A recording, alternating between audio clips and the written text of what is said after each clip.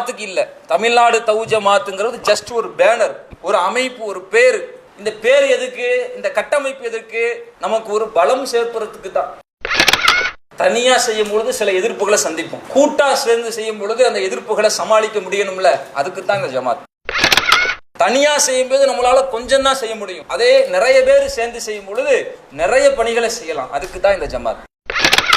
ஒரு தீமையை தனியா போய் தடுக்கும் பொழுது பெரிய வெயிட்டா இருக்காது, ஒரு பெருங்கொண்ட கூட்டமே சேர்ந்து அதற்கு எதிராக களம் காணும் பொழுது அது ஒரு பெரிய வெயிட்டா இருக்கும், அதுக்கு தான் இந்த ஜமாத். அதுக்குத்தான் இந்த கூட்டமா, ஒரு கூட்டமைப்பா, ஒரு அமைப்பா நம்ம செயல்படுறோமே ஒழிய, அதை தாண்டி நீங்க தமிழ்நாடு தௌஹீத் ஜமாத்துல அங்கம் வகிச்சா சொர்க்கத்துக்கு கேரண்டி, யாருக்கு எந்த உத்தரவாதம் கிடையாது. உங்களுக்கு உத்தரவாதம் கிடையாது, எனக்கு உத்தரவாதம் கிடையாது. நான் எப்படி இறைவனுடைய வார்த்தைக்கு கட்டுப்பட்டு நடந்தேன் என்பதை வைத்துத்தான் எனக்கு சொர்க்கமா நரகமா நன்மையா தீமையான் இருக்கு ஒழிய, தமிழ்நாடு தௌஹீத் ஜமாத்துல பயணிச்சிட்டாலே சொர்க்கம்னு யாரும் என்ன செய்யல, சொல்லல, அப்படி கிடையவும் கிடையாது.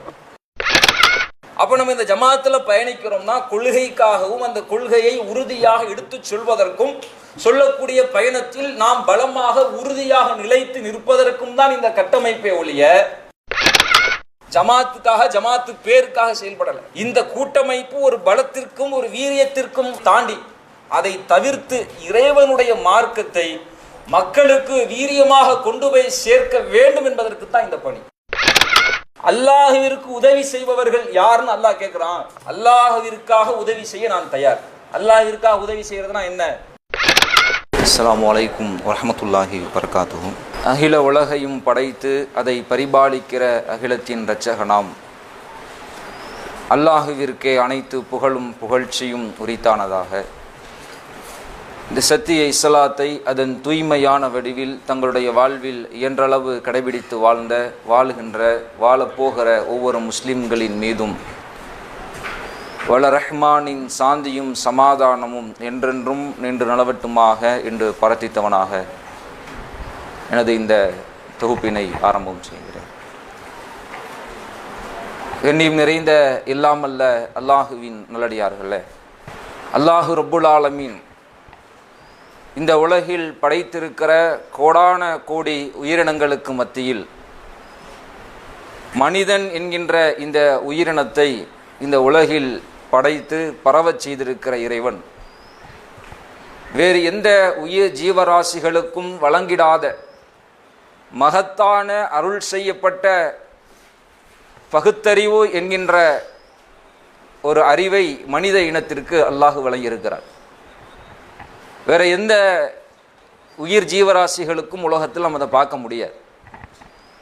மனுஷனுக்கு மட்டும்தான் எது நல்லது, எது கெட்டது, எதை செய்யணும், எதை செய்யக்கூடாது என்று சிந்தித்து அறிந்து உணர்ந்து அதன் வழியில் செயல்படக்கூடிய ஆற்றலை, வல்லமையை அல்லாஹ் மனிதனுக்கு மட்டும்தான் கொடுத்திருக்கிறான்.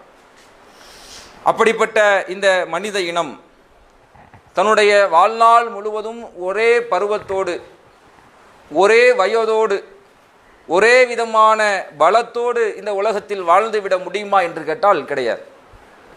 இது யாரும் சொல்லி புரிய வச்சு அதுக்கப்புறமா நம்ம விளங்கணுங்கிற நிலையில் இல்லை. கண்கூடாக அனைவரும் காணக்கூடிய வகையில் அல்லாஹ் இந்த உலகத்தில் அப்படியான மாற்றங்களை நமக்கு நிகழச் செய்து கொண்டிருக்கிறார். ஒன்றும் அறியாத, எதுவும் தெரியாத, கைகளில் பிடிப்பதற்கு பலம் கூட இல்லாத, எழுந்து நடப்பதற்கு தெம்பு கூட இல்லாத, தவளக்கூட முடியாத குழந்தை பருவம் என்கின்ற பருவத்தை கடந்து தான் இங்கே இருக்கிற எல்லோரும் வந்திருக்கிறோம். நீங்களும் அதை கடந்து தான் வந்திருக்கிறீங்க, நானும் அதை கடந்து தான் வந்திருக்கிறேன். உலகத்தில் கோடீஸ்வரனாக இருக்கிற கோடான கோடிக்கு அதிபதியாக இந்த உலகத்தில் யாரை சொன்னாலும் அவனும் அப்படித்தான் வந்திருக்கிறான்.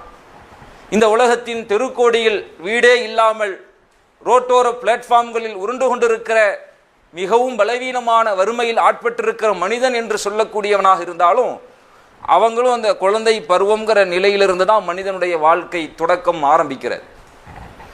பிறகு இளமை பருவம், பிறகு முதுமை பருவம், பிறகு மரணம் என்று மனித வாழ்வு ஒரு சுழற்சியாக, ஒரு சங்கிலி தொடராக சுழன்று கொண்டிருப்பதை பார்க்கிறோம். இதெல்லாம் நம்ம கண்ணுக்கு முன்னாடி தெரியுது, தெரியாமலாம் இல்லை. யாராவது சொல்லுவோமா, நான் வயசே ஆக மாட்டேன், எனக்கு வயசே ஆகாதுன்னு யாரும் சொல்ல முடியுமா? சொல்ல முடியாது. நம்ம கண்ணுக்கு முன்னாடி பார்க்குறோமே. நான் போன வருஷம் எனக்கு 10 வயசு, அடுத்து 11, 12, 13, 14, 15 வருஷங்கள் கடக்க கடக்க வயசு அதிகமாகிட்டு வருதுங்கிறது நாமளே உணர்றோம். இப்போ நமக்கே தெரியுது, யாரும் சொல்லி விளக்கணுங்கிற அவசியம் இல்லை. இப்படி பல பருவங்களை, பல கட்டங்களை, பல வயதுகளை நாம் உலகத்தில் கடந்து வந்தாலும் அல்லாஹ் மகத்துவப்படுத்தக்கூடிய, அல்லாஹ் மேன்மைப்படுத்தக்கூடிய, அல்லாஹ் கண்ணியப்படுத்தக்கூடிய, அல்லாஹ் உயர்வாக பார்க்கக்கூடிய ஒரு பருவம் ஒன்று இருக்கிறது என்று சொன்னால் அது இளமை பருவம் தான். அதை குறித்து அல்லாஹ் தன்னுடைய திருமறையில் பேசுகின்றான். அல்லதி ஹலக்கக்கும் மின் லஅஃபின் சும்ம ஜஅல மின் பஅதிக்கும் மின் பஅதி லஅஃபின் குவ்வா. உங்களை அல்லாஹ் ரப்புல் ஆலமீன் பலவீனமான நிலையில் படைத்தெடுத்தான். பிறகு அந்த பலவீனமான நிலைக்கு பிறகு குவத் ஆற்றல் பொருந்திய ஒரு பருவத்தை அல்லாஹ் ஏற்படுத்தினான். சும்ம ஜஅல மின் பஅதி குவத்தின் லஅஃபா வ ஷைபா. பிறகு அந்த ஆற்றல் பொருந்திய பருவத்திற்கு பிறகு மீண்டும் வயோதிகத்தையும் பலவீனத்தையும் அல்லாஹ் ஏற்படுத்துகின்றான் என்று அல்லாஹ் தன்னுடைய திருமறையில் பேசுகின்றான். குழந்தையாக, இளைஞனாக, வயோதிகனாக இந்த உலகத்தில் நாம் கடந்து போகக்கூடிய இந்த பருவங்கள், இந்த பருவத்தில் ஆற்றல் பொருந்திய, பலம் பொருந்திய ஒரு பருவம் என்று ஒன்று இருக்கும்னா அது இளமை பருவம்தான் என்று இறைவன் தன்னுடைய திருமறையில் சொல்லி காட்டுவதை பார்க்கும். ஆற்றல் பொருந்திய பருவமா? ஆமாம், ஆற்றல் பொருந்திய பருவம். வலிமை பொருந்திய பருவமா? ஆமாம், வலிமை பொருந்திய பருவம். ஏன் மற்ற பருவத்திற்கு இல்லாத ஒரு முக்கியத்துவம், ஒரு கவனம், ஒரு தனி சிறப்பு ஏன் இந்த பருவத்துக்கு கொடுக்கப்படுது? ஏன்னா இந்த பருவத்தில் தான் தாம் என்ன செய்யணும்னு நினைக்கிறானோ அது செய்து முடிக்கிற துணிச்சலும் வேகமும் அதற்கான பலமும் அந்த பருவத்தில் தான் இருக்கும். குழந்தையா இருக்கும்போது அப்படி எதுவும் யோசனை இருக்குமா? நான் இதை சாதிக்கணும், அதை சாதிக்கணும், அப்படியான எந்த யோசனையும் இருக்காது. கள்ள கபடமற்ற நிலையில சுற்றி வருவாங்க. வயோதிகள் ஆயிட்டாங்க, யோசனை இருக்கும், ஆனால் அதை செயல்படுத்துகிற பலம் இருக்குமா? இருக்காது. அப்போ சிந்தனைகளும் செயல்பாடுகளும் அதை செய்து முடிக்கிற ஆற்றலும் பலமும் பொருந்திய ஒரு பருவமாக இளமை பருவத்தை அல்லாஹ் ஆக்கியிருக்கிற காரணத்தினால்தான் இந்த பருவத்தை அல்லாஹ் மேன்மைப்படுத்துகின்றான், மகத்துவப்படுத்துகின்றான். இன்னும் சொல்லப்போனால் அல்லாஹ் கண்ணியப்படுத்துகின்றான். எப்படி நம்மெல்லாம் தெரிஞ்சிருக்கிறோம், இந்த உலகம் முழுவதுமாக முற்றிலுமாக அழிக்கப்பட போகிறது. அழிக்கப்பட போகிற இந்த உலகத்திற்கு பிறகு அல்லாஹ் மறுமை என்ற ஒரு நாளை ஏற்படுத்தி அந்த நாளில் அனைவரையும் விசாரணை செய்வான். அந்த விசாரணையில் அவர்களின் நன்மை தீமைக்கு ஏற்ப சொர்க்கம் நரகம் என்ற முடிவை ஒவ்வொருவரும் பெற்றுக்கொள்வார்கள் என்ற நிலையை நாம் அறிஞ்சு வச்சிருக்கிறோம். அப்படியான விசாரணைக்காக நிறுத்தப்படக்கூடிய அந்த நாள் 50,000 ஆண்டுகளுக்கு நிகரான அந்த நாள், சூரியன் ஒரு மைல் தொலைவில் கொண்டு வந்து நிறுத்தப்படக்கூடிய அந்த நாள், அனைவரும் வெப்பத்தால் தகதகைத்து கொண்டிருக்கிற அந்த நாள், தன்னுடைய வேர்வை துளிகளால் குளித்து கொண்டிருக்கிற அந்த நாள், யாராலும் அந்த வேதனையை தாங்க முடியாமல் அல்லோடப்பட்டு ஓடோடி கொண்டிருக்கிற அந்த நாள், அப்படிப்பட்ட கடுமை நிறைந்த சிரமம் நிறைந்த அந்த நாளில் யுதில்லுஹுமுல்லாஹு ஃபிலில்லிஹி யௌமலா லில்ல இல்லா லில்லு, வேறு எந்த நிழலுமே இல்லாத, அவனுடைய அரிசை தவிர வேறு எந்த நிழலுமே இல்லாத அந்த நாளில் அல்லாஹ் ஒரு 7 சாராருக்கு அந்த அரிசியின் நிழலை கொடுப்பான். அதில் ஒரு சாரார் ஷாபுன் நஸஅஃபி இபாதத்தி ரப்பி, ஒரு இளைஞன் தன்னுடைய வாழ்நாளை இறைவனின் பாதையில் செலவழித்தானே, இறை வணக்கத்தில் செலவழித்தானே, அப்படிப்பட்ட அந்த இளைஞனுக்கு அல்லாஹ் ரப்புல் ஆலமீன் தன்னுடைய அரிசியின் நிழலை தருவதாக சொல்லி காட்டுகின்றார். அப்படியான ஒரு பாக்கியத்தை, ஒரு கண்ணியத்தை, ஒரு உயர்வை அல்லாஹ் இந்த இளமை பருவத்திற்கு அல்லாஹ் கொடுக்குறான்னு சொன்னால், இப்போ நாம் இருக்கிற இந்த பருவம் அப்படிங்கிறது சாதாரண பருவம் இல்லை. இதை ஓடி ஆடி விளாண்டோம், அங்கே இங்கே படிக்கிறதுக்கு போனோம், ஃப்ரெண்ட்ஸுகளோடு அரட்டை அடைச்சோம், ஊர் சுற்றணும், இப்படியே நம்ம இந்த வயசை கடந்துட்டு போகலாம்ங்கிற நினைப்பு நம்ம இடத்தில் இருந்துடக்கூடாது. மறுமையை பற்றியும் மறுமையின் கூலிகளை பற்றியும் நமக்கு நினைவூட்டப்படும் பொழுது ஷைத்தான் நம்மை திசை திருப்பக்கூடிய விஷயம் என்ன தெரியுமா? இந்த உலகம்தான். மறுமைன்னா அது எங்கே இருக்குது? ஊட்டி இருக்குது பார்க்குறோம், கொடைக்கானல் இருக்குன்னு பார்க்குறோம், குழு குழுன்னு இருக்குது தெரியுது. மறுமை எங்கே இருக்குது? ஒன்றும் தெரியலையே, கண்ணில் பார்க்கலையே. இப்போ கண்ணுக்கு தெரியலை, நம்மளால் பார்க்கலை, அதை பற்றி எந்த விதமான உணர்வும் நமக்கு இல்லைங்கிறதுனால அதை பற்றியான ஆர்வம், அந்த வேட்கை, அதை பற்றிய ஒரு துடிப்பு நம்முடைய உள்ளத்தில் குறைஞ்சிக்கிட்டே போகும். பேசுவோம் சொர்க்கம் சொர்க்கம்னு, பேசுவோம் மறுமை மறுமைன்னு, அது தகவலாக நமக்கு திரும்ப திரும்ப சொல்லப்படுவதின் காரணத்தினால் நம்பக்கூடியவர்களாக பலர் இருப்பார்களே உடைய அதை உணர்வுபூர்வமாக அந்த மறுமைங்கிறது ஒன்று இருக்குப்பா என்று உணர்வுபூர்வமாக உணரக்கூடியவர்கள் குறைவாகத்தான் இருப்பாங்க. ஏன்னா அதை பற்றி சிந்திக்கலை. மறுமைங்கிற விஷயத்தை, மறுமையினுடைய நடுக்கத்தை, அதனுடைய மிக பயங்கரமான அந்த வேதனையை பற்றியெல்லாம் செய்தியாக கேட்டு அதை பற்றி தெரிஞ்சு அதோடு அப்படி கடந்து போய் ஒரு நிகழ்வா, ஒரு நினைவா, ஒரு தகவலாக வச்சிருக்கிறமே ஒழிய அதை உணரக்கூடிய, நம்முடைய பகுத்தறிவை கொண்டு அதை சிந்திக்கக்கூடிய நிலையில் பலர் இல்லாமல் இருப்பது அந்த ஆர்வத்தை அவர்களுக்கு குறைப்பதற்கும், அந்த மார்க்கம் தொடர்பான அந்த ஈடுபாட்டை அவர்களுக்கு குறைவுபடுத்துவதற்கும் ஒரு காரணமாக இருக்கு. கொஞ்சம் சிந்திச்சு பாருங்க. இந்த உலகத்தில் நம்ம பிறந்து வந்திருக்கிறோம். இந்த உலகத்தில் நம்ம பிறந்து வந்து எவ்வளவோ பல விஷயங்களை பார்க்குறோம். தலையை உயர்த்தி பார்த்தா அவ்வளோ உயரமான கட்டிடம், ஃப்ளைட்டு போகுது, ட்ரெயின் போகுது, என்னென்னமோ ஊர்கள், என்னென்னமோ படைப்புகள் நம்மளை சுற்றி இருக்குது. இது எல்லாம் பிரம்மாண்டமாக இருக்கா, சாதாரணமாக இருக்கா? பிரம்மாண்டமாக தெரியுதா அல்லது சாதாரணமாக தெரியுதா? ஒரு பெரிய மலையை பார்க்குறோம், தொடர்ச்சியான மலை, மேகத்தை பார்க்குறோம், இதெல்லாம் உங்களுக்கு சாதாரணமாக தெரியுதா, பிரம்மாண்டமாக தெரியுதா? பார்த்து பார்த்து பழகி வேணா அது சாதாரணமாக தெரியலாம். ஆனால் நல்லா யோசிச்சு பார்த்தோம்னா அவ்வளவு பிரமிப்பான படைப்புகள் நம்மை சுற்றி இருந்துகிட்டு இருக்கு. இதையெல்லாம் அனுபவிக்கக்கூடிய இந்த உலக வாழ்க்கையில் நம்ம இருக்கக்கூடிய இந்த பூமிங்கிறது பிரபஞ்சத்தோடு ஒப்பிட்டு பாருங்க. பிரபஞ்சத்தோடு நீங்கள் ஒப்பிட்டு பாருங்க. நாம் இருக்கிற இந்த உலகம் எவ்வளவு அற்பம் அப்படிங்கிறது நமக்கு தெரியும். நம்மலாம் படிச்சிருக்கிறோம் ஸ்கூலில். பூமி எதை சுற்றி ஓடுது? சூரியனை சுற்றி ஓடுது. பூமி மட்டுமா சுற்றுது? பூமியோடு சேர்ந்து மார்ஸு, நெப்டியூனு, ப்ளூட்டோ, என்னென்ன கிரகம் இருக்குதோ எல்லாம் சூரிய குடும்பமாக என்ன செய்யுது? சோலார் சிஸ்டமாக சுற்றுது. இந்த சோலார் சிஸ்டத்தோடு இந்த உலகம் முடிஞ்சு போச்சா? இல்லை. இந்த சோலார் சிஸ்டம் மாறி பல நூற்றுக்கணக்கான கோடிக்கணக்கான சோலார் சிஸ்டங்கள் சேர்ந்து, அது எல்லாம் சேர்ந்தா என்ன தெரியுமா? கேலக்சி. இந்த கேலக்சி எல்லாம் கோடிக்கணக்கான கேலக்சிகள். சூரிய குடும்பம் மாதிரி அங்கங்க தொகுப்பான சூரிய குடும்பம். இது எல்லாம் ஒரு வட்டத்துக்குள்ள வரும், அதுதான் கேலக்சி. இந்த கேலக்சி மாதிரி நூற்றுக்கணக்கான கேலக்சிகள் இருக்கு. இந்த கேலக்சிகள் எல்லாம் ஒன்று சேர்ந்தா என்ன தெரியுமா? ஸ்க்லச்சர்னு என்ன செய்யறாங்க, சொல்றாங்க. சரி, அத்தோட முடிஞ்சு போச்சா பிரபஞ்சம்? அத்தோட பிரபஞ்சம் முடியலை.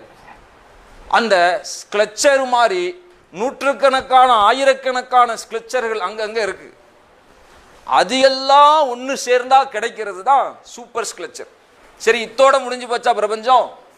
இதோடையும் முடியலை. அந்த சூப்பர் ஸ்க்லச்சர் மாதிரி நூற்றுக்கணக்கான ஆயிரக்கணக்கான தொகுப்புகள் விண்வெளியில் இருக்கு. அது எல்லாம் ஒன்று சேர்ந்தா என்ன தெரியுமா? இது எல்லாம் சேர்ந்தது அப்சர்வபிள் யூனிவர்ஸ். அப்சர்வபிள்னா என்னது? நம்மளால் கண்டறிய முடிந்த, நம்மளால் உணர முடிந்த, நம்மளால் அறிந்து கொள்ள முடிந்த பிரபஞ்சம் இவ்வளவுதான். அப்படின்னா இது இல்லாமல் இன்னும் 90% பிரபஞ்சங்கள் தொகுப்பு, பிரபஞ்சத்தின் தொகுப்பு இந்த விண்வெளியில் இருக்கலாம் அப்படிங்கிறான். அப்ப இந்த ஒட்டுமொத்த மனிதன் தற்போது கண்டறிந்திருக்கிற அப்சர்வபிள் யூனிவர்ஸ்ல நம்ம பூமி எங்க இருக்கு கண்டுபிடிக்க முடியுமா? ஒரு தூசிக்கு கூட பெருமானம் இல்லை. அப்படிப்பட்ட அந்த தூசிக்குள்ளதான் பிரம்மாண்டமான பில்டிங்கு, பிரம்மாண்டமான மலை, அவ்வளவு மரங்கள், அவ்வளவு நிலங்கள், அவ்வளவு காய்கறி, பழம், ஊர். எது? இத்தனோண்டு தூசிக்குள்ள, இத்தனோண்டு இருக்கிற இந்த தூசிக்குள்ள இவ்வளவு பிரம்மாண்டத்தை அல்லாஹ் வைத்திருக்கிறானே. இதெல்லாம் படிக்கிறோம்ல, தெரிகிறோம்ல, அறிவியல் பூர்வமா மனுஷன் கண்டுபிடிச்சு தானே வச்சிருக்கிறான். இப்படி கண்டுபிடித்து வைத்திருக்கிற, நாம் அறிந்திருக்கிற இந்த அப்சர்வபிள் யூனிவர்ஸ், இதை தாண்டியும் பல மில்லியன் ட்ரில்லியன் ஒளியாண்டுகள் தாண்டிய பிரபஞ்சம் இருக்கலாம்னு மனிதன் சொல்வான்னா, அதுக்குள்ள இருக்கிற இந்த ஒரு பூமி, இந்த பூமியில இருக்கிற உலக வஸ்துக்கள் நம்மளை மயக்கும்னா, கேம் விளாடணுமா, டிவி பார்க்கணுமா, வண்டி எடுத்து சுத்தணுமா, அது பார்க்கணுமா, இது பார்க்கணுமா, சாப்பிடணுமா, எவ்வளோ இருக்குது மனசை, எவ்வளோ மயக்குது. இதை எப்படியாவது வாங்கிடணும், வீட்டில் எப்படியாவது ஃபோன் வாங்கி கேட்டுறணும், வீட்டில் எப்படியாவது பைக் வாங்கி கேட்டுறணும், எப்படியாவது அங்கே போயிடணும், இங்கே போயிடணும், அதை செஞ்சிடணும், இதை செஞ்சிடணும். இதெல்லாம் எதுக்குள்ளே செஞ்சுக்கிட்டு இருக்கோம்? ஜஸ்ட் ஒரு தூசி. பிரபஞ்சத்தோடு ஒப்பிடும் பொழுது நம் கண்ணுக்கே தெரியாத அளவிற்குண்டான ஒரு அற்பமான ஒரு தூசிக்குள்ளத்தான் இவ்வளவு ஒட்டுமொத்த மனித படைப்பும் இருக்கு, இவ்வளவு ஒட்டுமொத்த பிரம்மாண்டமும் இருக்கு. நாம் எதை பிரம்மாண்டம்னு நினைக்கிறோமோ அது இருக்கு, ஒரு தூசி. அப்ப இந்த அற்பமாக பார்க்கக்கூடிய ஒரு தூசிக்குள்ள இவ்வளவு விஷயங்கள் அல்லாஹ் வச்சிருப்பான்னா, சொர்க்கத்தை பத்தி அல்லாஹ் என்ன சொல்றான் தெரியுமா? அருது அஸ்ஸமாவாத்து வல் அருள். அந்த சொர்க்கம் என்பது வானம் பூமியை உள்ளடக்கியதுங்கிறான் இறைவன். வானத்துக்கு கீழே தான் எது இருக்கு? யூனிவர்ஸ் இருக்கு. அந்த யூனிவர்ஸையே மனுஷன் கண்டுபிடிச்சது இத்தனோடு தான். இன்னும் எவ்வளவோ இருக்கலாம் பிரம்மாண்டம். கண்டுபிடிச்ச வரைக்கும் பார்த்தாலே தூசி. ஆனா இந்த தூசிக்குள்ள நாம பார்க்கிற இந்த உலக விஷயங்கள் நம்மை மயக்கும்னா, இதையெல்லாம் தாண்டி மிக பிரம்மாண்டமான வானத்தையும் பூமியையும் உள்ளடக்குகின்ற ஒரு இடமாக, ஒரு பரப்பளவு கொண்ட ஒரு நிலமாக அந்த சொர்க்கம் இருக்கிறது என்று இறைவன் சொல்லுகின்றார். அப்ப சிந்திச்சு பாருங்க, அப்ப சொர்க்கம் எவ்வளவு பிரம்மாண்டமானது, அந்த சொர்க்கம் எவ்வளவு அழகா இருக்கும். அற்பத்திலும் அற்பமான தூசியை போன்று இருக்கிற இந்த உலகத்தினுடைய பூமியினுடைய வஸ்துக்கள் விஷயங்கள் நம்மளை இருக்குதுன்னா, அவ்வளவு பிரம்மாண்டமான சொர்க்கம் பொய்யா? கண்ணுக்கு முன்னாடி பார்க்கிறமே பூமியை, கண்ணுக்கு முன்னாடி பார்க்கிறமே பூமியினுடைய பொருட்களை, கண்ணுக்கு முன்னாடி பார்க்கிறமே சூரியனை, கண்ணுக்கு முன்னாடி பார்க்கிறமே சந்திரனை. நாம் அறிவியல் ஆய்வின் மூலம் தெரிஞ்சிருக்கிறோம் இது எல்லாம் இவ்வளவு படைப்புகள் உலகத்தில் இருக்குன்னு தெரிஞ்சிருக்கிறோமே. இவ்வளவு படைப்புகளையும் படைத்த இறைவன் இதைவிடவும் பிரம்மாண்டமாக படைக்க இருக்கிற சொர்க்கத்தை நமக்கு உத்தரவாதம் தர்றோம். நினைச்சதையெல்லாம் செய்யலாம். மா தஸ்தஹில் ஹன்ஃபுஸ், உள்ள நினைச்சதெல்லாம் அங்க இருக்கு. இங்க விரும்பினதெல்லாம் கிடைக்குமா? அத்தாட்ட போய் எனக்கு அத்தா அது வாங்கிட்டாங்கன்னா மண்டையில தட்டுவார் அத்தா, அல்லான்னு வாயை பத்திட்டு அப்படிமா. இல்லை நீ அதை செய் இதை செய் நான் உனக்கு செஞ்சு தரம்பா. நினைச்சதெல்லாம் நினைச்ச நேரத்தில் கிடைக்காது. சரி நம்ம வளர்ந்துட்டோம், எனக்கு நான் சுயமா படிச்சு முன்னேறி சம்பாதிக்கிற வயசை அடைஞ்சா அப்பவும் நம்ம நினைச்சதெல்லாம் செய்ய முடியுமா? நினைச்சதெல்லாம் நடக்குமா? நடக்காது. இந்த உலகத்தில் அனைத்தும் மனிதனுக்கு ஒரு வரம்புக்குள்ளதான் கொடுக்கப்பட்டிருக்கு. எல்லாமே ஒரு வரம்பு தான். வரம்பை தாண்டி மனிதனால் இந்த உலகத்தில் எதையும் சாதிக்க முடியாது. எல்லாம் ஒரு குறிப்பிட்ட வரம்பு தான். கோடான கோடிக்கு அதிபதியாகவே இருந்தாலும் சரி, ஒரு வரம்புல தான் மனுஷன் நிற்க முடியும். கோடிக்கு அதிபதியாக இருக்கிறதுனால ஒரு சட்டி பிரியாணி ஃபுல்லாக சாப்பிட முடியுமா? வயிறு என்ன கொள்ளளவோ அவ்வளோதானே சாப்பிட முடியும். அப்போ எவ்வளவு பெரிய உச்சத்தை மனிதன் உலகத்தை அடைஞ்சிருந்தாலும் நினைச்சதை எல்லாம் செய்யவே முடியாது. நினைக்கலாம், சொல்லுவாங்க பணம் இருந்தால் எதையும் செய்யலாம். அப்படிலாம் இல்லை. உலகத்தில் எல்லாமே ஒரு வரம்புக்குள்ள தான் இருக்கு. ஆனால் சொர்க்கத்தின் இன்பம் அந்த எந்த விதமான வரம்பிற்கும் உட்பட்டதா இருக்க. ஒரு பழத்தை சாப்பிட்டா ஒரு பழம் ஒரு கடிக்கு ஒரு டேஸ்ட், அடுத்ததா ஒரு கடி கடிப்பார், அடுத்து ஒரு டேஸ்ட், அடுத்ததா ஒரு கடி கடிப்பார், அதுக்கு ஒரு டேஸ்ட்.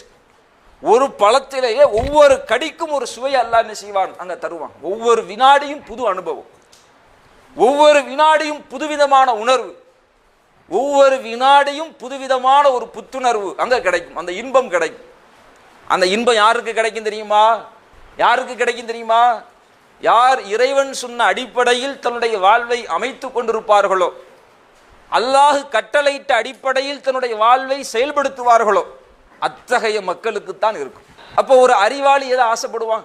இப்போ கண்ணுக்கு முன்னாடி நம்ம கொண்டு வந்து தர்றாங்க, ரெண்டு பொருளை தர்றாங்க. நமக்கு விரும்பக்கூடிய ஒரு விஷயமாவே இருந்தாலும் சரி, நம்ம ரொம்பவுமே ஆசைப்படக்கூடிய விஷயமாவே இருந்தாலும் சரி, அதை அடையிறதுக்கு இதையெல்லாம் செய்யணும்னு ஒன்று இருக்கும் பொழுது அதை செய்யறதுக்கு எல்லாரும் முயற்சி செய்யறது இல்லை.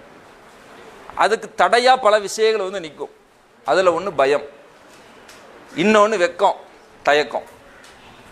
இது எல்லாம் என்ன செய்யும் வந்து நின்று நம்ம எதை ஆசைப்படுறோமோ ஆசைப்படுவதை அடைய விடாமல் நம்மளை தடுக்கும். இதை எல்லாத்தையும் களையணும். அல்லாஹ்வுடைய தூதர் அவங்க சொல்றாங்க, இன்னல்லாஹ யுஹிப்பு மஆலியல் உமூரி. அல்லாஹ் எதை நேசிக்கிறான் தெரியுமா? உயர்ந்த லட்சியங்களோடு செயல்படக்கூடியவர்கள் அல்லாஹ் நேசிக்கிறான். அல்லாஹ்வுடைய நேசம் யாருக்கு இருக்கும்னா, உயர்ந்த குறிக்கோளோடு உயர்ந்த லட்சியத்தோடு யார் செயல்படுவார்களோ அவர்களுக்கு அல்லாஹ்வின் நேசம் இருக்கும். அல்லாஹ்வுடைய நேசம் இருந்துச்சுன்னா அல்லாஹ்வுடைய உதவி இல்லாமல் போயிடுமா? இப்ராஹிம் நபியை அல்லாஹ் நேசிச்சான், உற்ற நண்பர்னு நேசிச்சான். இப்ராஹிம் நபி அல்லாஹ் காப்பாற்றலானா காப்பாற்றலையா? இப்ராஹிம் நபிக்கு அல்லாஹ்வுடைய உதவி இருந்துச்சா இல்லையா? முகமது நபி அல்லாஹ் நேசிச்சான். முகமது நபிக்கு கஷ்டம் வந்தது, கஷ்டம் வந்தாலும் சிரமம் வந்தாலும் அல்லாஹ் அவங்களை நேசிச்சானா நேசிக்கலையா? நேசிச்சான். அதனால அவங்களுக்கு அல்லாஹ்வுடைய உதவி கிடைச்சிச்சா கிடைக்கலையா? அல்லாஹ்வுடைய நேசத்தை நாம் அடைந்து விட்டோம் என்று சொன்னால் அல்லாஹ்வுடைய உதவி நமக்கு இருக்கும். அல்லாஹ்வின் நேசத்தை அடைவதற்கு நிறைய வழி இருக்கு. அதுல ஒரு வழி என்ன தெரியுமா? நம்முடைய வாழ்க்கையில உயர்வான லட்சியங்களை வச்சிருக்கோம். உயர்வான லட்சியங்களை வச்சிருக்கோம். இப்போ உயர்வான லட்சியங்கள் என்று வரும் பொழுது எது உயர்வானது இந்த உலகத்தில்? இந்த உலகத்தில் எதுவுமே உயர்வானது இல்லை. வல்லாஹு நுதாவிலுஹா பைனன்னாஸ், அல்லாஹ் காலச்சக்கரத்தை மனிதர்களுக்கு மத்தியில் சுழல விட்டு கொண்டே இருப்பார். இங்கே உயர்ந்தவன் உலகத்தில் எவன் இருக்க மாட்டான். ஒரு நாள் கீழே வந்தே ஆகும். மேலே போகிறவன் கீழே வருவான், கீழே போகிறவன் மேலே வருவான். இந்த உலகம் இப்படியான ஒரு சுழற்சியில தான் சுழண்டுகிட்டே இருக்கும். உயர்ந்து விட்ட எந்த பொருளையும் அல்லாஹ் தாழ்த்தாமல் விடுவதில்லை என்று அல்லாஹ்வுடைய தூதர் அவங்க சொன்னாங்க. அப்போ இந்த உலகத்தில் டாக்டர் ஆகுங்க, இன்ஜினியர் ஆகுங்க, வக்கீல் ஆகுங்க, தொழிலதிபர் ஆகுங்க, எதானாலும் சரி, இந்த உலகத்தில் நிரந்தரமான உயர்வு என்ற ஒன்றை உலகத்தில் யாராலும் அடையவே முடியாது. அப்போ நிரந்தரமான உயர்வே இல்லாத இந்த உலகம் என்று இருக்கிற போது இந்த உலகத்திற்காக வேண்டியே உழைத்து உழைத்து உழைத்து தம்முடைய வாழ்நாளை, வாழ்க்கையை, நம்முடைய ஏறத்தை தொலைத்து இந்த இளமையை நாம செலவழிக்க போறோமா, அல்லது தாழ்வே இல்லாத, மட்டமே இல்லாத, குறைவே இல்லாத, இழப்பே இல்லாத, என்றென்றும் உயர்வோடே இருந்து கொண்டிருக்கிற அந்த மறுமை என்கின்ற அந்த சொர்க்கத்திற்காக உழைக்க போறோமா? நம்ம கையில தான் இருக்கு தேர்வு. எதை சூஸ் பண்ண போறோம்? மன் அன்சாரி இலல்லாஹ், அல்லாஹ்விற்காக உங்களில் உதவி செய்பவர்கள் இருக்கிறீர்களா என்று அல்லாஹ் குர்ஆன்ல கேட்கிறான். அல்லாஹ்விற்காக உங்களில் உதவி செய்பவர்கள் இருக்கிறீர்களா? உதவியை அல்லாஹ் எங்க கேட்டா தெரியுமா? பொதுவா எல்லா மக்களுக்கும் உள்ளதுதான். குறிப்பா அல்லாஹ் ரப்புல் ஆலமீன் முஹம்மது நபி சமுதாயத்துக்கு அந்த சந்தர்ப்பத்தில் அல்லாஹ் கேட்க சொல்றான். மூசா அலைஹிஸ்ஸலாம் அவங்களுடைய சமுதாயத்திற்கு கேட்ட அந்த விஷயத்தை ஒப்பிட்டு அல்லாஹ் திருமறையில பேசுகின்றான். மன் அன்சாரி இலல்லாஹ், உங்களில் அல்லாஹ்விற்காக உதவி செய்பவர்கள் யார் என்று மூசா அலைஹிஸ்ஸலாம் அவங்க கேட்டாங்க. அந்த மக்கள்லாம் என்ன சொன்னாங்க தெரியுமா? நஹ்னு அன்சாருல்லாஹ், நாங்க அல்லாஹ்வுக்காக உதவி செய்வோம்னு சொன்னாங்க. அல்லாஹ்வுக்கு உதவி செய்யறதுனா என்னன்னா, அல்லாஹ் சொன்ன கட்டளையின் அடிப்படையில் செயல்படுவது, அவனுடைய மார்க்கத்தை மக்களுக்கு கொண்டு போய் சேர்ப்பது, இதுதான் அல்லாஹ்வுக்கு செய்யற உதவி சொன்னாங்கல்ல. உன அல்லாஹ் என்ன சொன்னா தெரியுமா? இந்த இருக்காங்க பாருங்க, நீங்க கடலை கடந்து ஊர் இல்லாம நாடு இல்லாம வந்துகிட்டு இருக்கீங்க. இங்க ஒரு ஊருக்காரன் இருக்கிறான், அநியாயம் பண்ணிக்கிட்டு இருக்கான், அக்கிரமம் பண்ணிக்கிட்டு இருக்கான், அவ்வளவு அடக்குமுறை பண்ணிக்கிட்டு இருக்கான், மோசமா மக்களை வதச்சிக்கிட்டு இருக்கான், இல்லாத பொல்லாத பாவத்தை எல்லாம் செஞ்சுக்கிட்டு இருக்கான். நீங்க போங்க, போய் அந்த மக்களை தோற்கடிச்சு அங்க நீதியை நிலைநாட்டுங்க, சத்தியத்தை நிலைநாட்டுங்க அப்படின்னு அல்லாஹ் சொன்னான். மூசா அலைஹிஸ்ஸலாம் அவர்கள் மூலமா அல்லாஹ் சொன்னான். அந்த சமுதாய மக்கள் என்ன சொன்னாங்க தெரியுமா? போய் அந்த மக்களுக்கு உதவுங்கப்பா, அங்க அழிச்சாட்டியம் பண்ணிக்கிட்டு இருக்காங்க, நீங்க போய் அவங்கள வென்று நீங்க அந்த மக்களுக்கு நீதியை நிலைநாட்டுங்கன்னு சொல்லும் பொழுது, அந்த ஒரு ரப்புக்க ஃபகாத்திலா, போங்க போங்க, நீங்களும் உங்க ரப்பும் போங்க, ஃபஇன்னா இலா ஹாவுனா காயிதுன், நாங்க இங்கேயே உட்கார்ந்துருப்போம், ஃபஇன்னா இலா ஹாவுனா காயிதுன், நாங்க இங்கேயே தான் உட்கார்ந்துருக்க போறோம்னு சொன்னாங்க. அல்லாஹ் என்ன பண்ணா தெரியுமா? போங்கடான்னு சொல்லி நாடற்ற நாடோடிகளாக அல்லாஹ் பல வருடங்களுக்கு அவங்களை அலைய விட்டான். இந்த மாதிரி நம்ம உதவி செய்ய போறோமா? முஹம்மது நபி ஸல்லல்லாஹு அலைஹி வஸல்லம் அவர்களுடைய சமுதாயத்திற்கும் இதே இந்த வார்த்தை சொல்லப்பட்டது. மன் அன்சார் இலல்லாஹ், அல்லாஹ்விற்காக உங்களில் உதவி செய்ய புறப்படுபவர்கள் யார் என்று கேட்கப்பட்டது. அப்ப அந்த சமுதாய மக்கள் சொன்னார்கள், மூசா அலைஹிஸ்ஸலாம் அவங்களுடைய சமுதாயத்தில் உள்ளவங்க சொன்னாங்களே, அது மாதிரி பேருக்கு நாங்களும் நாங்களும் நாங்களும் நாங்களும் உதவி செய்வோம்னு சொல்லிட்டு அப்படியே ஓரமா ஒதுங்கி போய் உட்கார்ந்துரும் நினைச்சீங்களோ? நுகாத்திலு அன் யமீனிக வ அன் ஷிமாலிக வ பைன யதைக வ பைன கல்ஃபக், முன்னால் வர சொன்னால் முன்னால் வருவோம், பின்னால் வர சொன்னால் பின்னால் வருவோம், வலதுபுறம் வர சொன்னால் வலதுபுறம் வருவோம், இடதுபுறம் வர சொன்னால் இடதுபுறம் வருவோம், நீங்கள் என்ன சொல்கிறீர்களோ நாங்கள் செய்வோம், அல்லாஹ்விற்காக நாங்கள் உதவி செய்ய தயார் என்று சொன்னார்கள். சொல்லல, சொன்னபடி செஞ்சாங்க. அப்படியான உதவியை நாம உங்கள்கிட்ட எதிர்பார்க்கிறோம். ஜமாத்துக்கு இல்லை, தமிழ்நாடு தௌ ஜமாத்துங்கிறது ஜஸ்ட் ஒரு பேனர், சரிங்களா? ஒரு அமைப்பு, ஒரு பேர். இந்த பேர் எதுக்கு? இந்த கட்டமைப்பு எதுக்கு? நமக்கு ஒரு பலம் சேர்ப்பதற்கு தான். தனியாக செய்யும் பொழுது சில எதிர்ப்புகளை சந்திப்போம், கூட்டாக சேர்ந்து செய்யும் பொழுது அந்த எதிர்ப்புகளை சமாளிக்க முடியணும்ல, அதுக்கு தான் இந்த ஜமாத். தனியாக செய்யும்போது நம்மளால கொஞ்சம் தான் செய்ய முடியும், அதே நிறைய பேர் சேர்ந்து செய்யும் பொழுது நிறைய பணிகளை செய்யலாம், அதுக்கு தான் இந்த ஜமாத். ஒரு தீமையை தனியாக போய் தடுக்கும் பொழுது பெரிய வெயிட்டாக இருக்காது, ஒரு பெருங்கொண்ட கூட்டமே சேர்ந்து அதற்கு எதிராக கலந்தாடும் பொழுது அது ஒரு பெரிய வெயிட்டாக இருக்கும், அதுக்கு தான் இந்த ஜமாத். அதுக்குத்தான் இந்த கூட்டமா, ஒரு கூட்டமைப்பா, ஒரு அமைப்பா நம்ம செயல்படுறோமே ஒழிய, அதை தாண்டி நீங்க தமிழ்நாடு தௌஹீத் ஜமாத்துல அங்கம் வகிச்சா சொர்க்கத்துக்கு கேரண்டி, யாருக்கு எந்த உத்தரவாதம் கிடையாது. உங்களுக்கு உத்தரவாதம் கிடையாது, எனக்கு உத்தரவாதம் கிடையாது. நான் எப்படி இறைவனுடைய வார்த்தைக்கு கட்டுப்பட்டு நடந்தேன் என்பதை வைத்துத்தான் எனக்கு சொர்க்கமா நரகமா நன்மையா தீமையான் இருக்கு ஒழிய, தமிழ்நாடு தௌஹீத் ஜமாத்துல பயணிச்சிட்டாலே சொர்க்கம்னு யாரும் என்ன செய்யல சொல்லல, அப்படி கிடையவும் கிடையாது.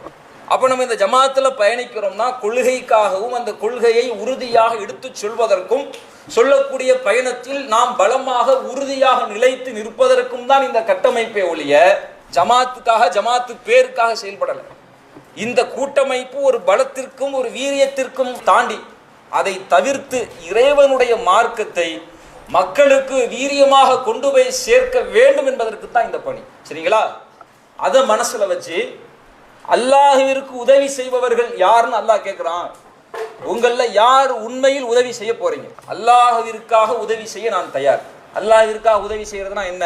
மார்க்கத்திற்காக உழைக்கிறது. இது அரசியல் கட்சி கிடையாது. குர்ஆனையும் ஹதீஸையும் மார்க்க செயல்பாடுகளையும் கொண்டு சேர்ப்பதற்காகத்தான் செயல்படுறோம். இந்த செயல்பாடு முழுக்க முழுக்க இறை திருப்தி எதிர்பார்த்து தான் செய்யப்படுது. அந்த இறை திருப்திக்குரிய இந்த பணிகள்ல தங்களால் ஆன உங்களுடைய பங்களிப்பை நீங்கள் செயல்படுத்துவதற்கு, இறைவனின் மார்க்கத்திற்காக உழைப்பதற்கு, இறைவனுக்கு உதவி செய்வதற்கு தயாரா? இந்த உணர்வு இருக்குல்ல, நமக்குள்ள உருவாகிற உணர்வு, வெளியே இருந்து சொல்லிலாம் பெருசா மாற்ற முடியாது. நாம முடிவெடுத்தா தான் மாறும். அவன் பார்த்தா என்ன, பார்க்காட்டி என்ன, எவன் கேட்டா என்ன, கேட்காட்டி என்ன, எவன் கூப்பிட்டா என்ன, கூப்பிடாட்டி என்ன, நான் செய்யற ஜமாத்துக்காகவா, தலைவருக்காகவா, இவருக்காகவா, அவருக்காக? நான் அல்லாஹ்வுக்காக செய்யறேன்ப்பா. நான் ஒற்றக்கூடிய ஒரு போஸ்டரை பார்த்து ஒரு மார்க்க பிரச்சாரத்துக்கு வந்து அதுல பயான கேட்டு அதுல திருந்தி அவருடைய வாழ்க்கையை மாற்றுவார்னா அதுல எனக்கு நன்மை இருக்கு, அதுல அல்லாஹ் எனக்கு கூலி இருக்கு. அவர் வாழ்நாள் முழுக்க அவர் சத்தியத்தை விளங்கி தன்னுடைய வாழ்நாள் முழுக்க அவர் செயல்படுத்தி காட்டுவார்னா, மார்க்கத்தை கடைபிடிச்சிருப்பார்னா, அவர் சாகிற வரைக்கும் செஞ்ச எல்லா நன்மையிலும் எனக்கு பங்கு இருக்கு. இந்த உணர்வோடு செஞ்சு பாருங்க. எந்த ஒரு செயலும் மர்மமா தெரியாது, எந்த ஒரு செயலும் சாதாரணமா தெரியாது. எதையும் பொருட்படுத்தாமல் நம்முடைய பணியை செய்வோம். இப்படி அல்லாஹ்வுக்காக உதவி செய்ய உங்கள தயாரானவர்களாக நீங்க இருப்பீங்கன்னா அல்லாஹ்வுடைய உதவியை கண்ணுக்கு முன்னாடி பார்ப்போம். அப்படி அல்லாஹ்விற்கு உதவி செய்யக்கூடிய அடியார்களாக நாம் இருக்கணும். ஆர்வத்தில் குறைஞ்சிடாதீங்க, தொய்வடைஞ்சிடாதீங்க, சோர்வடையாதீங்க, எரிச்சல் அடைஞ்சி அதில் ஆர்வம் குண்டியவர்களாக மாறி விடாதீங்க. இங்கிலீஷில் ஒரு வார்த்தையை சொல்லுவாங்க, consistency is the super power. கன்சிஸ்டன்சினா தெரியுமா? தொடர்ந்து செய்யுது. ஒரு விஷயத்தை தொடர்ந்து செய்யும் பொழுது தான் நமக்கு அது உண்மையான பலமாக மாறும். சரிங்களா? எதுவுமே ஃபஸ்ட்டு செய்யும் போது கஷ்டம்தான், சிரமம்தான், வலி தான், வேதனை தான். அதை தாண்டி வர்றோம்ல, அங்கே தான் வெற்றிக்கான நிலை. பிறந்த உடனே நடந்து ஓடிட்டோமா, தவழ்ந்தோம், சவத்தை பிடிச்சி எந்திரிச்சோம், தொப்புன்னு கீழே விழுந்து அடிபட்டுச்சு. சில பேருக்கு நாடியில் அடிபட்டு, நிறைய பேருக்கு நாடியில் தையல் போட்டிருப்பாங்க. என்ன ஓடி தவழ்ந்து தபக்குன்னு கீழே விழுந்து கொடுங்க, என்ன செய்யும்? நிறைய பிள்ளைங்க நாடியில் தையல், நெச்சில தையல், தவழ்ந்து எந்திரிச்சு உருண்டு இப்போ என்ன செய்யறோம்? நடக்கிறோம், ஓடுறோம். எப்படி சாத்தியமானுச்சு? அந்த நிலைகளை எல்லாம் கடந்து வரும்பொழுது ஒரு நிலை அடைகிறோம்ல. இப்படித்தான் அல்லாஹ் எல்லாவற்றிற்கும் ஒரு காலநிலையை, ஒரு வளர்ச்சி நிலையை இந்த உலகத்தில் வச்சிருக்கிறான். எடுத்த உடனே டாப்பு, எடுத்த உடனே மேலே, எடுத்த உடனே திறமை அப்படின்னா உலகத்தில் யாரும் வர முடியாது. எல்லாம் ஸ்டெப் பை ஸ்டெப்பாக படிக்கட்டில் கால் வச்சு தான் வர முடியும். ஆர்வம் அப்படிங்கிறது வெளியிலிருந்து தூண்டப்படுவது அல்ல. ஆர்வம் அப்படிங்கிறது உங்களுக்குள்ளாக உருவாவது தான். உங்களுக்குள்ளாக ஆர்வம் உருவாகி அது ஃபயர் ஆகாத வரைக்கும் அது வெறும் புஸ்வானம் தான். நீங்கள் புஸ்வானமா ஃபயராங்கிறது நீங்கள் எடுக்கிற முடிவிலும், அந்த முடிவை நோக்கிய உங்களுடைய இலக்கிலும், அந்த இலக்கை நோக்கிய உங்களுடைய முயற்சியிலும், அந்த முயற்சியில் கைவிடாத உங்களுடைய செயல்பாடுகளிலும் தான் அந்த வெற்றி இருக்கிறது. அல்லாஹ் குர்ஆன்ல பேசுகிறான், நீங்கள் தியாகம் செய்யுங்க நல்லா சொல்கிறான். யாரை பார்த்து? நம்மளை பார்த்து அல்லாஹ் சொல்கிறான், நீங்கள் அல்லாஹ்விற்காக தியாகம் செய்யுங்க. எதுக்கு நாங்கள் தியாகம் செய்யணும்? ஏன் தேவையா? எதுக்கு? அதுக்கு அல்லாஹ் சொல்கிற பதில் என்ன தெரியுமா? ஹுவஜித்த பாக்கும். ஏன்னா அல்லாஹ் உங்களை தேர்ந்தெடுத்திருக்கிறான், அதுக்கு செய்யுங்கிறான். எவ்வளவோ லட்ச மக்கள் இருக்கும் பொழுது, எவ்வளவோ உலகத்தில் யாரோ முஸ்லீம்னு சொல்லி என்னமோ வாழ்க்கையை வாழ்ந்துட்டு இருக்கும் பொழுது, இப்படித்தான் வாழணும், இதுதான் வழி, இதுதான் சத்தியம், இதுதான் ஒழுக்கம், இதுதான் நேர்மை, இதுதான் கண்ணியம், மறுமை தான், அதுதான் இலக்குங்கிற பாதை அல்லாஹ் வழிகாட்டினான்ல. இந்த பாதையை உங்களுக்கு அல்லாஹ் வழிகாட்டினான்ல, அது அல்லாஹ் உங்களுக்கு செய்திருக்கிற அருள். ஹுவஜித்த பாக்கும், அல்லாஹ் உங்களை தேர்ந்தெடுத்திருக்கிறான். அவ்வளோ இளைஞர்களுக்கு மத்தியில் நீங்க அல்லாஹ்வுக்காக உழைக்கணும், நீங்க அல்லாஹ்வின் மார்க்கத்திற்காக செயல்படணும்னு. நாம செயல்படணும்னு அல்லாஹ் நம்மளை தேர்ந்தெடுத்திருக்கிறான். அல்லாஹ் நம்மை தேர்ந்தெடுத்திருக்கிறான்ங்கிற உணர்வோடு நீங்கள் செயல்படுங்கள். சோர்வு வரவே வராது. மார்க்கத்திற்காக சமுதாயத்திற்காக உழைக்கிற பண்பை நம்ம வளர்த்து கொள்ள வேண்டும். அதுதான் நமக்கு இம்மையிலும் மறுமையிலும் வெற்றியை தரும். அது நம்மை முன்னேற்றுவது மட்டும் இல்லாமல் நம்முடைய குடும்பத்தை, நம்முடைய சமூகத்தை, நம்முடைய மறுமையின் நிலையை முன்னேற்றக்கூடியதாக இருக்கும். அல்லாஹுடைய தூதரவர்கள் அப்படித்தான் தன்னுடைய வாழ்நாள் அமைச்சிருந்தார்.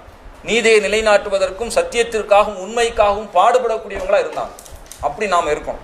அந்த தூதரை பின்பற்றுகின்றோம் என்று சொல்லக்கூடிய நாம அப்படி இருக்கணும். தூதுத்துவத்துக்கு முன்னாடி நபிகள் நாயகம் ஸல்லல்லாஹு அலைஹி வஸல்லம் அவங்க ஒரு 25-30 வயசு அந்த வயசு கேட்டகரியில் இருக்கிறாங்க. அப்போ மக்காவில் என்ன நடக்குதுன்னா, யமன்ல இருந்து வந்த ஒருத்தவர், ஒரு வியாபாரி வர்றார். வந்து அங்கே வந்து வியாபாரம் பண்ணுறார். வியாபாரம் பண்ணும்போது அங்கே ஆசிப் பின் வாயில் அப்படிங்கிற ஒரு மனிதர் அவர்கிட்ட வியாபாரம் பண்ணுறாரு. பொருளை வாங்கிட்டு காசு கொடுக்கல. வெளியூர்லேருந்து வந்திருக்காரு, கஷ்டப்பட்டு சுமந்து வந்திருப்பார்ல, கஷ்டமாக இருந்திருக்குமா இல்லையா? அதுவும் அந்த காலம் சுலவா வேணும், பாலைவனத்தில் வச்சு தூக்கிட்டு வந்திருப்பார். கேட்டு கேட்டு பார்க்குறாரு, தர முடியாது, போ செஞ்சதை பார்த்துக்கோன்ட்டான். உடனே பார்த்தாரு, அங்கே இருக்கிற ஒரு மலை குன்றின் மீது ஏறி, யாரும் உதவி செய்ய மாட்டீங்களா? உங்களை நியாயவான்கள் யாரும் இல்லையா? சத்தியத்திற்காக போராடுறவங்க யாரும் இல்லையா? உண்மைக்கு உறுதுணையாக இருக்க மாட்டீங்களா? இந்த அநியாயத்தை தட்டி கேட்க மாட்டீங்களா அப்படின்னு கேட்குறாரு. அப்போ யார் இது குரல்னு ரசூல் ஸல்லல்லாஹு அலைஹி வஸல்லம் அவங்க பார்க்குறாங்க, கவனிக்கிறாங்க. அந்த நிலையை புரிஞ்சுக்கிட்டு உடனே என்ன பண்ணாங்க தெரியுமா? ரசூல்லா போனாங்க, ஒரு 4-10 பேரை திரட்டினாங்க. தம்முடைய கருத்தோடு ஒத்திருக்கிற தம்மை போன்று நியாயத்திற்காக போராடக்கூடிய ஒரு 10 பேரை திரட்டுறாங்க. திரட்டிட்டு போய் அவன் வீட்டு வாசலில் போய் நிற்கிறான். ஆசிபின் வாயிலருடைய வாசலில் போய் நிற்கிறான். என்னப்பா, பொருள் வாங்கிட்டு காசு கொடுக்க மாட்டிருக்கியாம, ஒழுங்காக கொடுத்துடுங்கன்னு சொல்லி சத்தியத்திற்காக போராடுறான். வந்தது யாரு? நேர்மையானவர்கள், நீதிவான்கள், சத்தியவான்கள், ஏமாத்தாதவங்க. உடனே பார்த்தான் இது சரிப்பட்டு வராதுன்னு அவங்களுக்கு செட்டில் பண்ண வேண்டியதை செட்டில் பண்ணி கொடுத்துட்டான். ரசூல் ஸல்லல்லாஹு அலைஹி வஸல்லம் அவங்க பார்த்தாங்க, இந்த கூட்டத்தை அப்படியே விட்டுறக்கூடாது. ஏன்? இது சத்தியத்திற்காக போராடுற கூட்டம், உண்மைக்காக போராடுற கூட்டம். வந்தோம், கூடணும், கலஞ்சோம், பிரியாணி அப்படி போகக்கூடிய கூட்டமாக இந்த கூட்டம் இருந்துடக்கூடாது. இந்த சத்தியத்திற்காக போராடுற கூட்டம் கடைசி வரைக்கும் இந்த சமுதாயத்திற்கு சத்தியத்துக்காக போராடணும்னு சொல்லிட்டு கூட்டிட்டு போறாங்க வீட்டுக்கு 10 பேரை. அப்போ ஒரு படை, ஒரு குழு ஒன்று உருவாகிறது. அதுதான் ஹில்ஃபுல் ஃபுதூல்னு சொல்லக்கூடிய ஒரு குழு. இந்த குழு, நாம் நீதத்துக்காக போராடுவோம், நம்முடைய சமுதாய மக்கள்ல அநியாயத்திற்கு உள்ளாக்கப்படக்கூடியவர்களுக்கு ஆதரவாக நின்று நம்ம போராடுவோம், அவங்களுக்கு நியாயத்தை வாங்கி தருவோம், அவங்களுக்கு உறுதுணையா நிற்போம் என்று அவர்கள் நின்று காட்டினாங்க. எப்போ? நபித்துவத்திற்கு முன்பாகவே நபிகள் நாயகம் ஸல்லல்லாஹு அலைஹி வஸல்லம் அவர்கள் தம்முடைய சமுதாய விஷயத்தில் சத்தியத்தையும் அசத்தியத்தையும் நியாயத்தையும் தர்மத்தையும் நிலைநாட்டக்கூடிய விஷயத்துல களம் கண்டிருக்கிறாங்கன்னா, அந்த தூதரை பின்பற்றுகிற முன்மாதிரியாக கொண்டிருக்கிற நாம் அதே வேகத்தோடு, அதே உத்வேகத்தோடு, அதே வீரியத்தோடு, அதே தைரியத்தோடு களமாடக்கூடியவர்களாக இருக்கும். தீமை எதிர்க்கிறதுல தயங்காம எதிர்த்து நில்லுங்க. நாம எதிர்பார்க்கிறது ஒன்னே ஒண்ணு, ஜமாத்துக்கு இல்ல, இந்த மார்க்கத்திற்காக, அல்லாஹிற்காக நான் உழைப்பேன் என்று உறுதி ஏற்று நம்மால் இயன்ற முறையில் இந்த மார்க்கத்திற்காக செயல்படக்கூடிய ஒரு நிலையை அல்லாஹ் ரப்புல் ஆலமீன் ஏற்படுத்த வேண்டும். அத்தகைய செயலாற்றல் மிக்க, ஒரு துடிப்புள்ள, ஒரு வீரியமிக்க, ஒரு நெஞ்சத்தில் உறுதி கொண்டிருக்கிற தைரியமிக்க இளைஞர்களாக அல்லாஹ் ரப்புல் ஆலமீன் நம் அனைவரையும் ஆக்கி அருள் புரிய வேண்டும் என்று பிரார்த்தித்து நிறைவு செய்கிறேன். வாஹிர் தஅவானா அல்ஹம்துலில்லாஹி ரப்பில் ஆலமீன். அஸ்ஸலாமு அலைக்கும் வரஹ்மத்துல்லாஹி வபரகாத்துஹு. அல்லாஹு அக்பர், அல்லாஹு